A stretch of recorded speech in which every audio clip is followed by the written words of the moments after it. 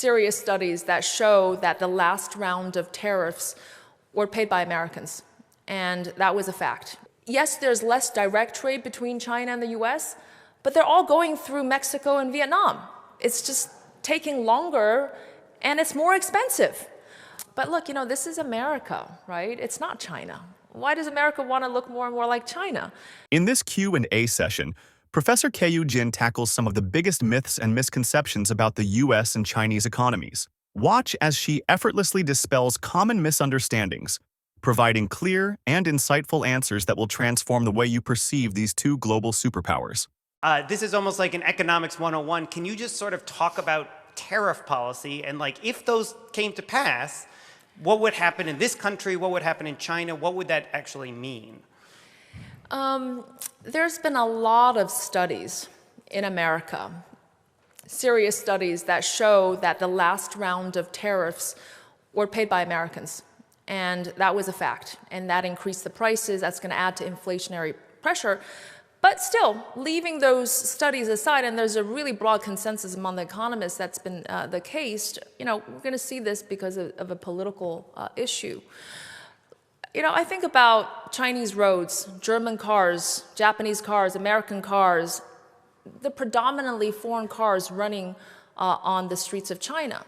And China can now do EVs. It can't do its own combustion engine vehicles, but it can do pretty good EVs, pretty cheap, pretty high quality. But they're going to meet with a lot of resistance if they try to go into Europe. And certainly, I highly doubt they will be able to come here. So then I think about, okay, what happens if Chinese start to say, well, if you're going to slap on tariffs on EVs, shouldn't we slap on even more tariffs on the German cars and American cars? And I think we're not headed in the right direction. It's a lot of protectionism under the guise of national security, but this is, not the good direction that we should all head. So it's going to raise some retaliatory efforts, but the Chinese thinking is, look, we're expecting this anyways. It doesn't matter if it's Trump, it doesn't matter if it's Biden, it's kind of all just going to be like that. So they're just going to have to keep going it. Maybe they'll work with more global partners. And by the way, in the data, what do we see about trade? Yes, there's less direct trade between China and the US, but they're all going through Mexico and Vietnam. It's just taking longer, and it's more expensive. And Chinese money, guess who's funding the factories in Vietnam? Chinese capital. Chinese investment in Mexico has risen 8 times. It's just taking a longer route. Why? Because ultimately, the ultimate supply and demand are still coming from the 2 largest countries, largest economies in the world. And even if they try to, kind of break up in direct terms, they're still deeply embedded indirectly through these links through other countries. This is a good question, I think. So given your description of China as a market-driven economy, in what ways is it still communist? Thank you for that question.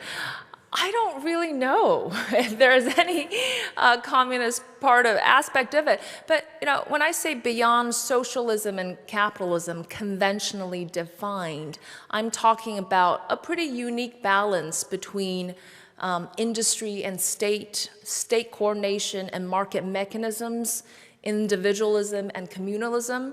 And so China has decided that it's going to be on one part of that spectrum. Now, America might be totally, on the one end of free markets.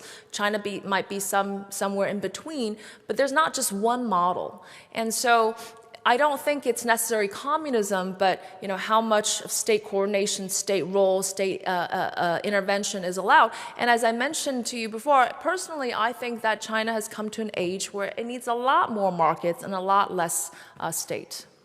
Our last speaker who is here, Kara Swisher, is a tech journalist, and she's talked a little bit about TikTok ban that's in front of Congress and about some of these social media pieces. I am just curious, if you were, called to testify and talk about whether the U.S. should be concerned about something like TikTok or social media ownership by a Chinese company, or whether that's overblown, just what would you say? Wow. Geez, tough questions, by the way. I got a really warm welcome yesterday, so I need to answer some of these We're very glad you're here. These questions, I guess. Data is becoming a national security concern all around the world, and so I understand that. But at the same time, from what I know, and I don't know that much, TikTok has done everything it can in terms of having Oracle manage some of its data and putting the data and keeping it in the US. I don't know if there's more that can be done. But look, this is America, right? It's not China. Why does America want to look more and more like China? And so, the kind of principles we uphold in this economy, the free markets, I understand they're national security issues, but it's also really difficult to compare what would happen between the two countries. Tesla also, some people are saying EVs are of national security concerns because of the data, right? I don't think we should ban Tesla. That would be a huge, disappointment for Chinese people, and I don't think we're going to do that. So I do think, though, that more and more countries are going to use this national security as an excuse to do lots of protectionist things. We just got to keep it really pretty narrow. Otherwise, it's going to spread out throughout all kinds of goods, and then this can kind of go out of hand. Should we think about Xi Jinping's economic, understanding of the world, what he's trying to do, as something new and different? Is he trying to do something different as the leader of China than previous leaders have done? Are we in a different chapter under Xi Jinping? Wow, you've made it this far. So I know you're loving this. And trust me, the best is yet to come. We're about to uncover some game-changing insights that you definitely don't want to miss. I also want to hear from you. Drop a comment below with your thoughts so far. And hey, if you're enjoying this, hit that like button and subscribe. It really supports the channel and keeps you in the loop for more awesome content. All right, let's dive back in. Certainly, things feel like they have changed. And if you ask, the younger generation, do we want a freer and more open society? I'm sure their answer would be yes. I'm sure that people would want that. But, they look at Western democracies and what's been happening around the world, democracies that's been introduced to some of the native soil. In all honesty, I don't think they're that convinced that that is actually the answer to some of their own problems as well. In other words, they're not also seeing that much inspiration in some of these things. But certainly the society has become more controlled. And yes, the leadership has a somewhat different agenda. Now, again, not all of this is new. We had the same arguments here in this country, in Europe, about big tech, about monopolies, about consumer protection of data. I think that the leaderships in China, they are skeptical of this deeply entrenched link between politics and capital. They don't think that politics should be singing to the tunes of capital. They think capital should be singing to the tunes of politics. And so invariably there is a somewhat different agenda. And while some of it is understandable, we talked about the one-child policy generation. The parents are so anxious about the education system, the competition, and all these tutorial companies.